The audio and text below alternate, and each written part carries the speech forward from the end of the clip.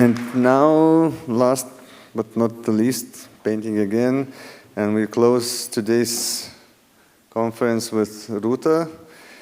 She will introduce her co-authors. And Ruta is a panel restorer from Pranas Gudinos Conservation Center in Vilnius since 2000. So one more story of a painting, please. Thank you, Rapolas.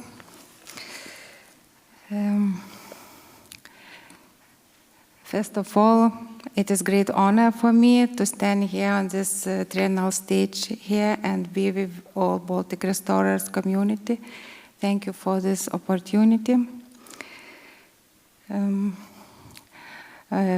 Presentation painting Holy Mother of God from Sokal Historical Survival. This presentation is done in conjunction with Polychrome Wood Restorer. I am painting restorer, but my colleague Greta Zhichkuvienė is restorer of Polychrome Wood. Painting Holy Mother of God from Sokal, about what I will talk today, is from Bernardin Church in Vilnius. This painting is one of the copies of the miraculous icon of Holy Mother of God from Sokal.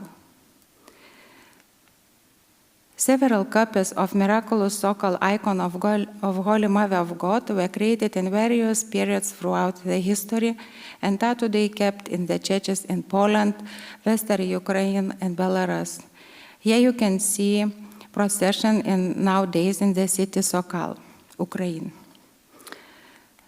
Sokal is a little city in now Western Ukraine, not far from Lviv, around 50 kilometers. The original Sokal Holy Mother of God icon was mentioned in the documents of the Sokal Bernardine Monastery in 1612 and was on the most famous gracious images of Mary associated with Lithuanian and Poland Bernardine brothers. The legendary origin story says that the painting, famous for its graces, was created at the end of 14th century and can be associated with Jogaila baptism. It is believed that the artist who painted it was Jokubas from Lithuania, who had got blind, but after praying at the painting Our Lady of Chenstochova, he regained his sight and wished to paint a picture of Mother of God in thanks. Alas, he was unable to do this until, with some miraculous divine intervention, the painting was created. It was kept at the church near Sokal for some time. When the Bernardines became established in Sokal in the end of 16th century, the icon was moved to their church, where it earned renown for its miracles.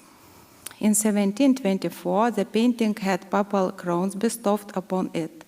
Here you can see engraving which is created to remember this event.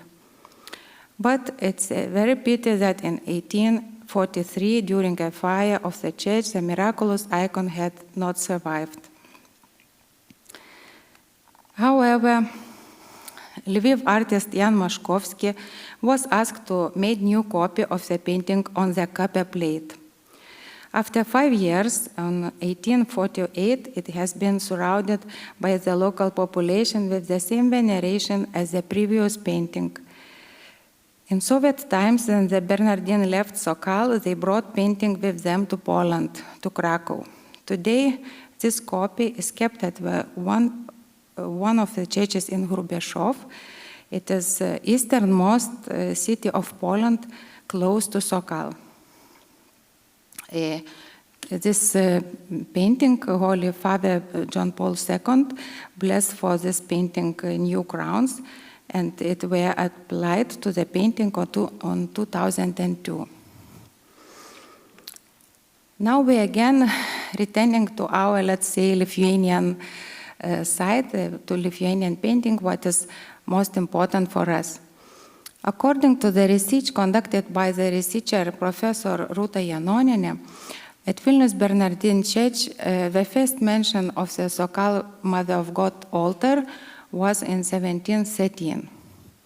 Illusory altar retable had been mentioned since 1766, where the image of the Sokal Mother of God was hung directly on the wall. and then it was decorated with silver gilded cover. Following renovation of the church interior in the middle of the 19th century, the painting of Sokol, Mother of God, was hung in altar where it was framed already and had a wooden riza on. This painting was part of the upper section of the left nave in Vilnius Bernardine Church until 1949, where the shrine was closed down by the Soviets. The altar was purposely damaged and its paintings removed. Later, painting was found its way to the Lithuanian Art Museum storage, where it was discovered and identified on 2012.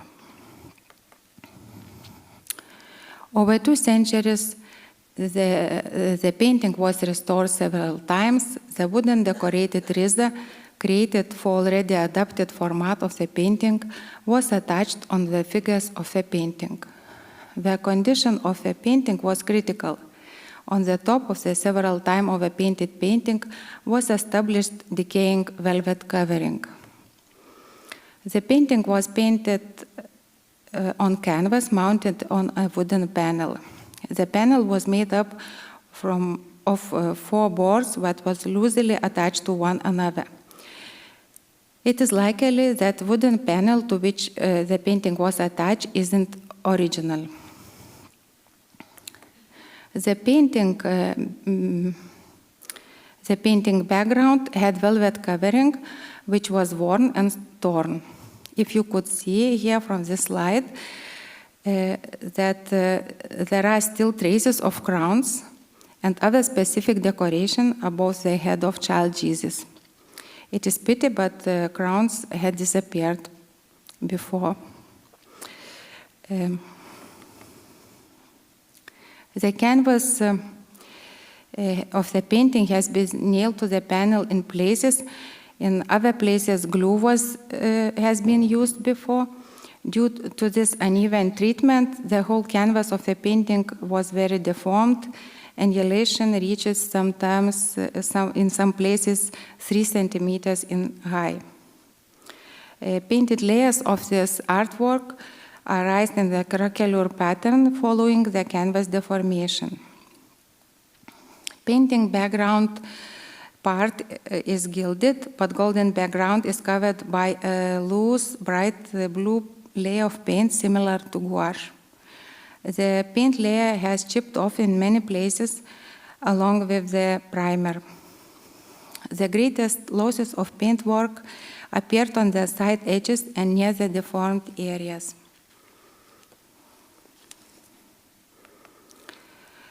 Technological research of the painting revealed that there was 1 layer of white, chalky, distempered primer around 1.5 millimeter thick, as you can see here in the photo. The authentic layer of paint was painted by tempera, while the pigments used in the paint were brown, red, and yellow ochre, white lead, green copper, smalt, and powdered gold. This authentic layer of paint is coated with a layer of drying oil. All this technological data configured that painting has been created in the late 17th, early 18th centuries. The authentic layers of paintwork have places of overpainting, and the samples of overpainted paint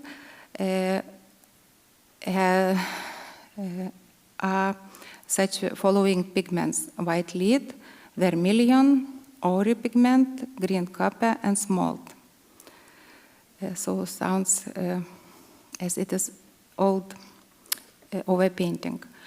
The surface of painting is coated in a thick layer of varnish made from natural resin mastic. The blue overpainting covering the gilded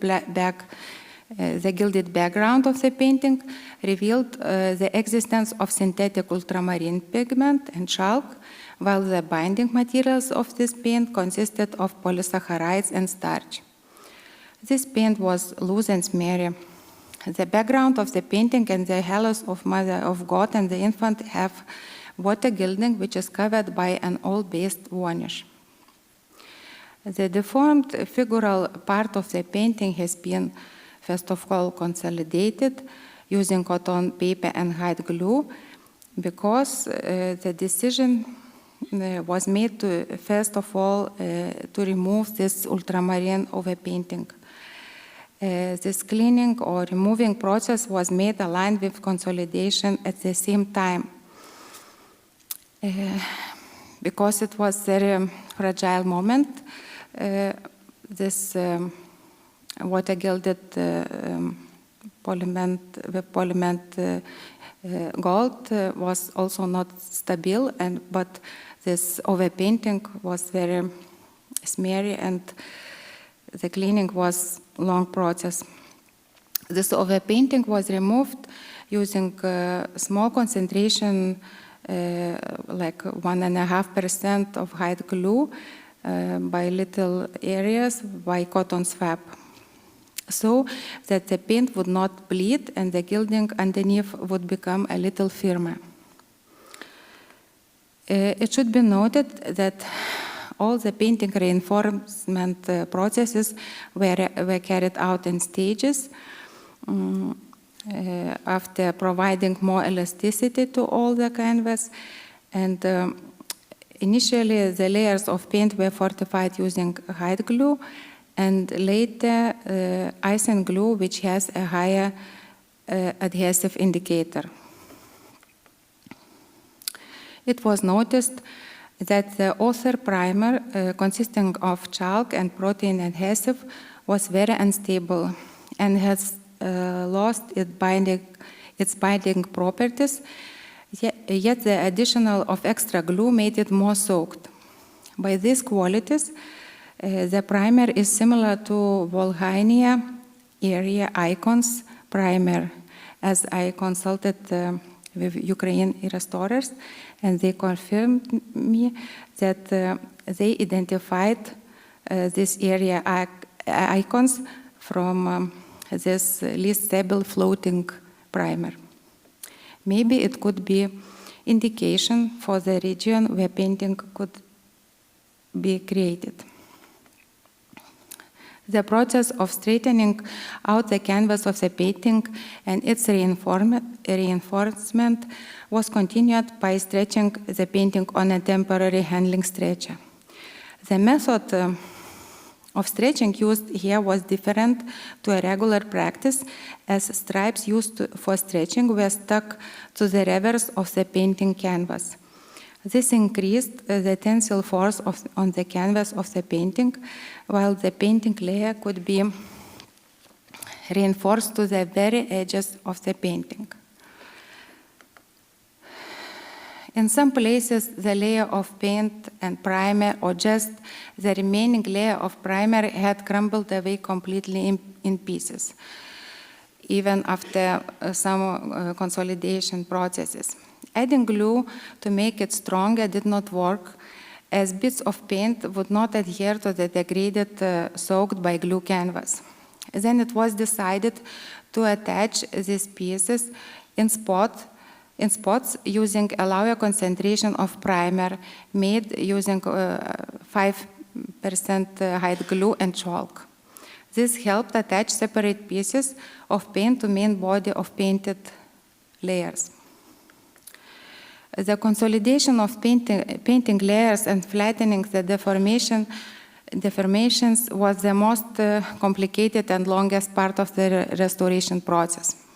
It should be said that complexity lay not just in the transformed nature of the primer of original painting, but also due to the degraded canvas of the painting, which might have appeared to be a thick, but consolidating the paint layer, it just simply absorbed the glue and become soaked.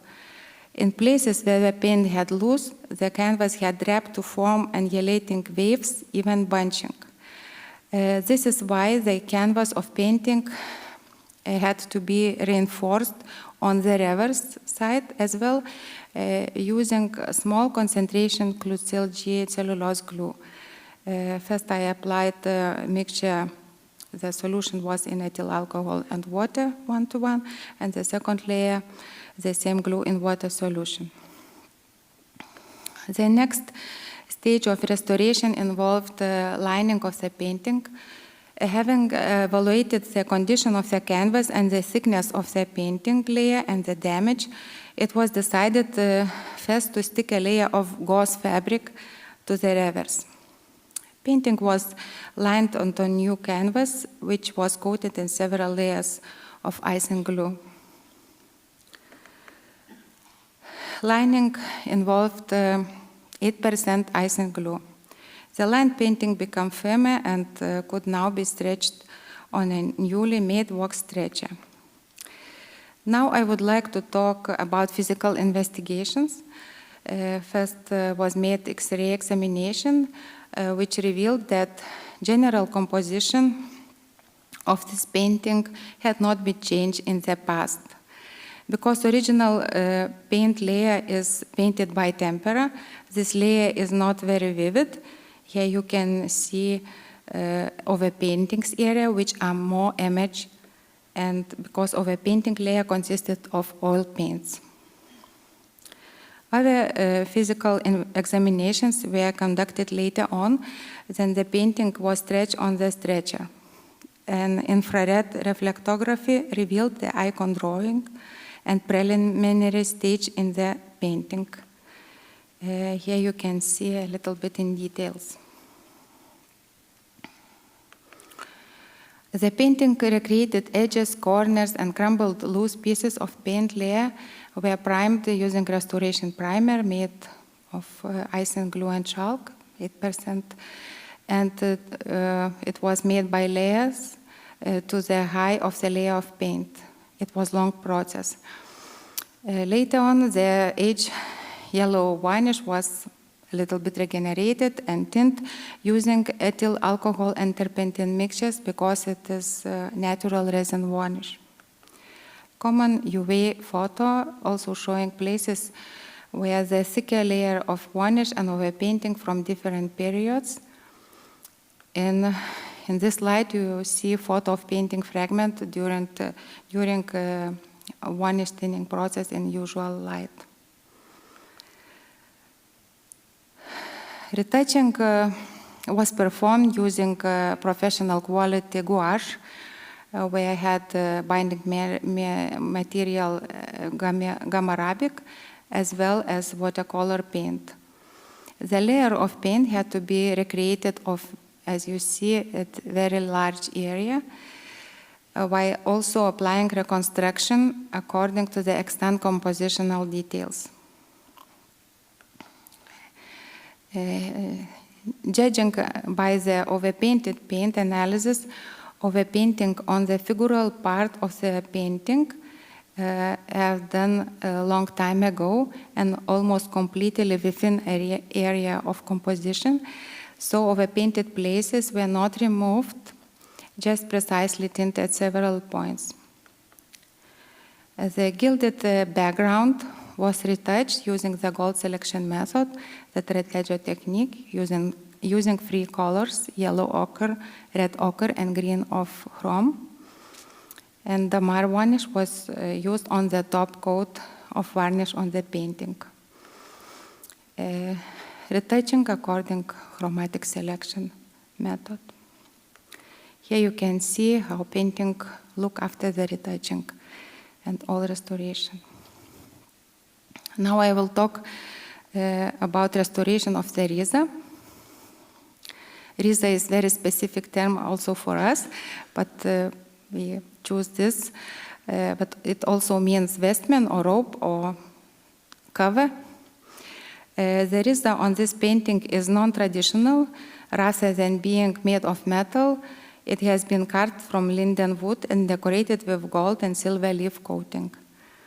It consists of 6 pieces of wood glued together, with some connections being additionally reinforced from the back side using glue in sparrow tails, while the thinnest parts of the carving have patches of linen canvas stuck around them using protein glue.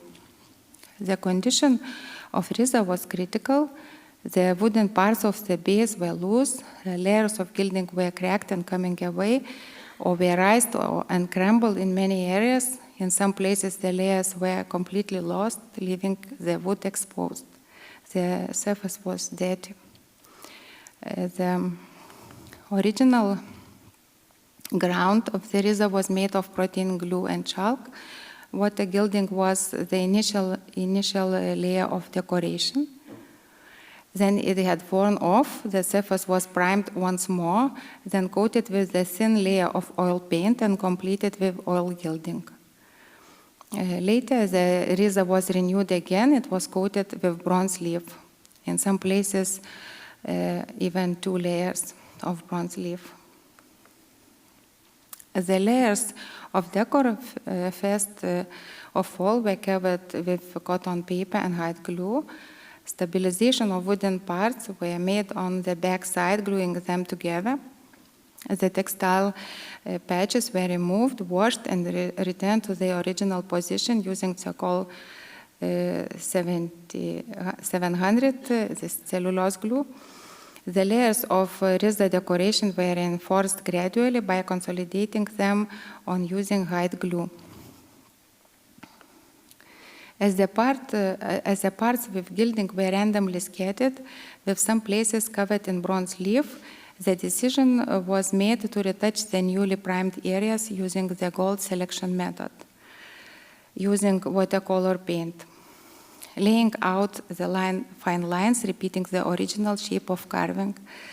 This method creates the optical impression of the golden color rather than seeking imitate gold.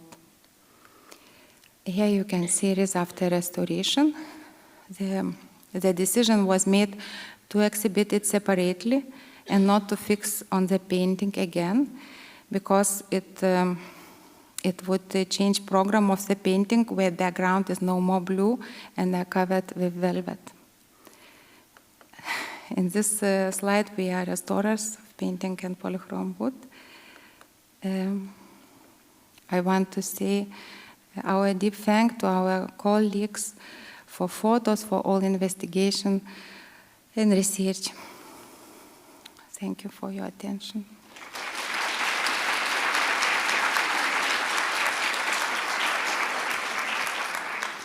Thank you, Ruta. Impressive and complex work.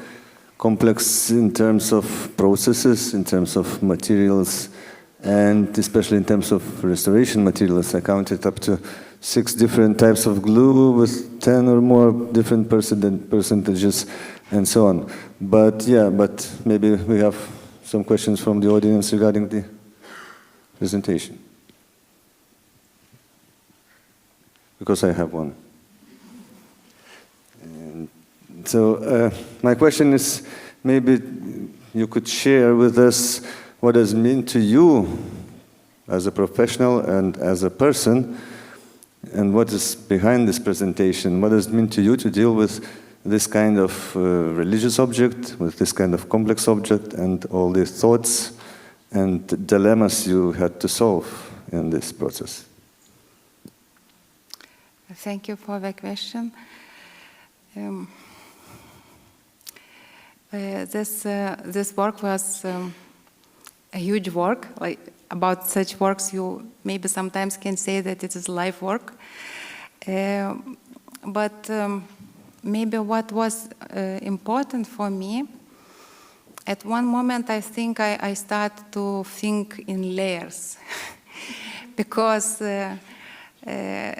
each layer of this painting and each process has own challenges, and how to join all. And you know, when a painter who creating work, and especially in that older technique and older technology, not contemporary artist, he has this purpose to create, but he making layers.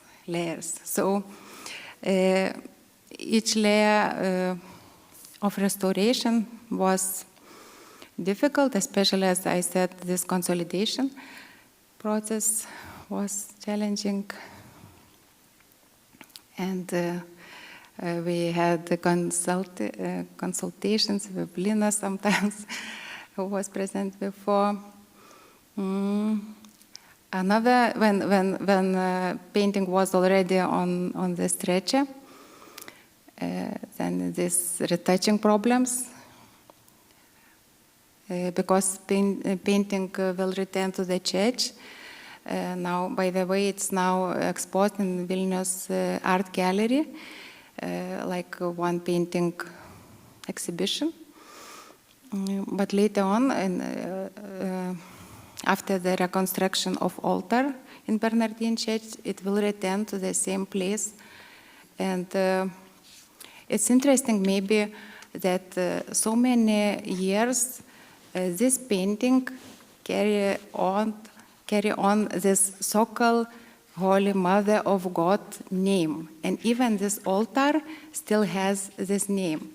So maybe in my presentation, you a lot of time hear this so-called Mother of God, so-called Mother of God. But after the restoration, we really can say that it is one of the oldest copy of this image. And when original icon is not survived, so maybe we can say that it is one of the oldest copy. And so difficult is, but they gone. But now the work which was not known, maybe 100, no, not yet 100 year, but now we can look at it. Another layer of its history. Yeah, so thank you for that. Maybe questions now.